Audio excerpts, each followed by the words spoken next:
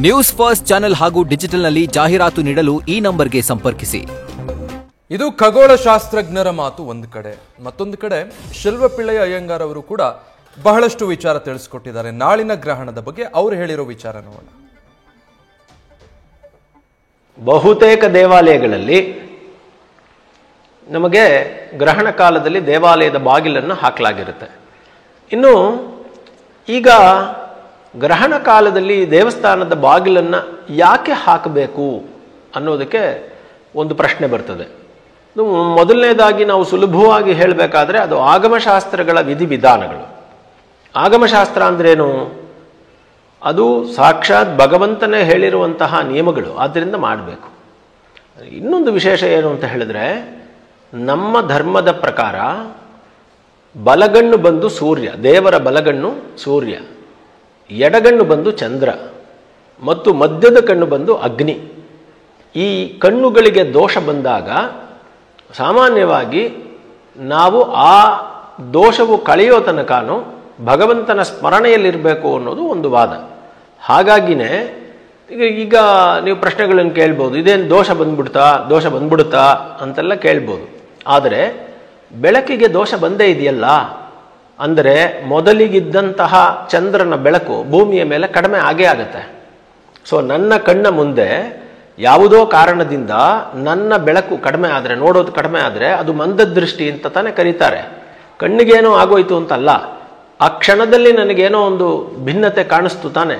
ಹಾಗೆ ಆ ಭಿನ್ನತೆ ಕಾಣಿಸೋದನ್ನ ಕೆಲವರು ಪುಣ್ಯಕಾಲ ಅಂತಾನೋ, ಕೆಲವು ವಿಷಯಗಳಲ್ಲಿ ಅದನ್ನು ಆ ಕ್ಷಣದಲ್ಲಿ ದೇವರ ಧ್ಯಾನ ಮಾಡಬೇಕು ಅಂತಾನೂ ಇಟ್ಕೊಂಡಿದ್ದಾರೆ. ಆಮೇಲೆ ಇದಕ್ಕೆ ಇನ್ನೂ ಆಧ್ಯಾತ್ಮಿಕ ಕಾರಣಗಳನ್ನು ನೋಡೋದಾದ್ರೆ, ಇವಾಗ ನಾವೇನು ಹೇಳ್ತೀವಿ, ಸೂರ್ಯ, ಚಂದ್ರ ಮತ್ತು ಭೂಮಿ ಇವುಗಳು ಪರಸ್ಪರ ಒಂದೇ ರೇಖೆಯಲ್ಲಿ ಬರ್ತದೆ. ಸೂರ್ಯನ ಬೆಳಕು ಭೂಮಿಯ ಮೇಲೆ ಬಿದ್ದು ಭೂಮಿಯ ನೆರಳು ಚಂದ್ರನ ಮೇಲೆ ಬೀಳ್ತದೆ. ಹಾಗಾಗಿ ಚಂದ್ರಗ್ರಹಣ ಅನ್ನೋದು ಒಂದು ಸಹಜವಾದ ಒಂದು ವಿಚಾರ, ಅದು ನೆರಳು ಬೀಳ್ತದೆ ಹೊರತು ಏನೂ ಆಗೋದಿಲ್ಲ ಅನ್ನೋದು ಇವತ್ತಿನ ವಿಜ್ಞಾನದ ವಿಚಾರ.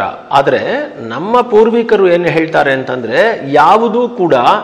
ಯಾವುದೋ ತಾತ್ಕಾಲಿಕವಾಗಿ ನಡೆಯುವಂತಹದ್ದಲ್ಲ ಅಥವಾ ಅನಿರೀಕ್ಷಿತವಾಗಿ ನಡೆಯುವಂತಹದ್ದಲ್ಲ. ಇದಕ್ಕೆಲ್ಲಕ್ಕೂ ಒಂದಕ್ಕೆ ಒಂದು ಕಾರಣ ಇದೆ.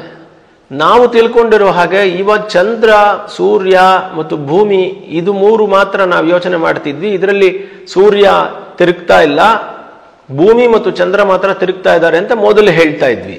ಇವಾಗ ನಮ್ಮ ಧರ್ಮಗಳು ಅದನ್ನು ಒಪ್ಪಿರಲಿಲ್ಲ. ಈಗ ವಿಜ್ಞಾನವು ಅದನ್ನೇ ಹೇಳ್ತಾ ಇದೆ. ಸೂರ್ಯನೂ ತಿರುಗ್ತಾ ಇದ್ದಾನೆ ಕ್ಷೀರಪಥಕ್ಕೆ, ಕ್ಷೀರಪಥವೂ ಇನ್ನೊಂದಕ್ಕೆ ತಿರುಗ್ತಾ ಇದೆ, ಅದು ಇನ್ನೊಂದಕ್ಕೆ ತಿರುಗ್ತಾ ಇದೆ. ಸೊ ಹಾಗೆ ಈ ಎಲ್ಲವನ್ನೂ ನಿಯಂತ್ರಿಸುವಂತಹ ಒಬ್ಬ ಜಗನ್ನಿಯಾಮಕ ಇದ್ದಾನೆ, ಅವನೇ ಪರಮಾತ್ಮ. ಆ ಪರಮಾತ್ಮನ ಸಂತೋಷಕ್ಕಾಗಿ ಅವನು ಹೇಳಿರುವಂತೆ ಆಗಮಶಾಸ್ತ್ರಗಳ ಪ್ರಕಾರ ಅವನ ನಿಯಮಕ್ಕೆ ಅನುಗುಣವಾಗಿ ಈ ದೇವಸ್ಥಾನಗಳನ್ನು ಮುಚ್ಚಲಾಗುತ್ತೆ. ಮೊದಲನೇದು. ಎರಡನೇದು, ಸಾಮಾನ್ಯ ಮನುಷ್ಯರು ನಾವೆಲ್ಲರೂ ಕೂಡ ಗ್ರಹಣ ಕಾಲದಲ್ಲಿ ಅತ್ಯಂತ ಮುಖ್ಯವಾಗಿ ಪಿತೃಕಾರ್ಯಗಳನ್ನ, ಜಪತಪಾದಿ ಕಾರ್ಯಗಳನ್ನ ನಮ್ಮ ಆತ್ಮಬಲಕ್ಕೆ ಹೆಚ್ಚಿಸ್ಕೊಳ್ಳೋ ಕೆಲಸವನ್ನು ಮಾಡಲೇಬೇಕಾಗ್ತದೆ.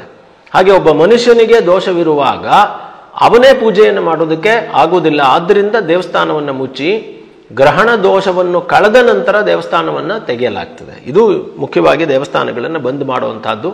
ಅದು ಅಲ್ಲದೆ ಸೂರ್ಯ ಚಂದ್ರರಿಗೆ ದೋಷ ಬಂದಾಗ ಪ್ರಪಂಚದ ಎಲ್ಲವೂ ದೋಷಕ್ಕೊಳಗಾಗ್ತದೆ ಅನ್ನೋದು ಥಿಯರಿ. ಇದು ನಿಜ, ಹೌದು. ಸೂರ್ಯ ಚಂದ್ರರಿಲ್ಲದೆ ಈ ಸೃಷ್ಟಿಯಲ್ಲಿ ಏನೂ ನಡೆಯೋದಿಲ್ಲ ಅನ್ನೋದೇ ಸತ್ಯ.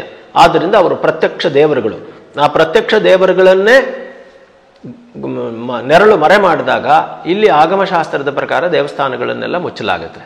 ಇನ್ನು ಈ ದೇವಸ್ಥಾನವನ್ನು ಮುಚ್ಚಿ ಇವರೆಲ್ಲ ಏನ್ ಮಾಡ್ತಾರೆ ಅಂತ, ದೇವಸ್ಥಾನದಲ್ಲಿ ಪೂಜೆ ಮಾಡೋವನೂ ಸೇರಿದಂತೆ ಸಮಸ್ತ ಆಸ್ತಿಕ ಬಂಧುಗಳು ಸಹ ಗ್ರಹಣ ಆರಂಭವಾದಾಗಲೇ ಸ್ನಾನವನ್ನು ಮಾಡಿ, ಜಪತಪಾದಿಗಳನ್ನು ಮಾಡಿ ಅವರ ಶಕ್ತಿಯನ್ನು ವೃದ್ಧಿಸಿಕೊಂಡು, ಗ್ರಹಣ ಮಧ್ಯಕಾಲದಲ್ಲಿ ತರ್ಪಣಗಳನ್ನೆಲ್ಲ ಮಾಡಿ, ದಾನಗಳನ್ನೆಲ್ಲ ಮಾಡಿ, ಮತ್ತೆ ಜಪವನ್ನು ಮುಂದುವರಿಸಿ, ಮೋಕ್ಷ ಕಾಲಕ್ಕೆ ಮತ್ತೆ ಸ್ನಾನ ಮಾಡಿ ಅವರು ಶುಚಿಯಾಗಿ ಅವರು ಬರಬೇಕಾಗ್ತದೆ. ಅವರು ಶುಚಿಯಾಗಿ ಬಂದ ನಂತರವೇ ಮತ್ತೆ ಪೂಜೆ ಆರಂಭ ಆಗೋದಕ್ಕೆ ಸಾಧ್ಯ. ಆದ್ದರಿಂದಲೇ ಈ ಮಧ್ಯಕಾಲದಲ್ಲಿ ದೇವಸ್ಥಾನವನ್ನು ಹಾಕಲಾಗುತ್ತೆ.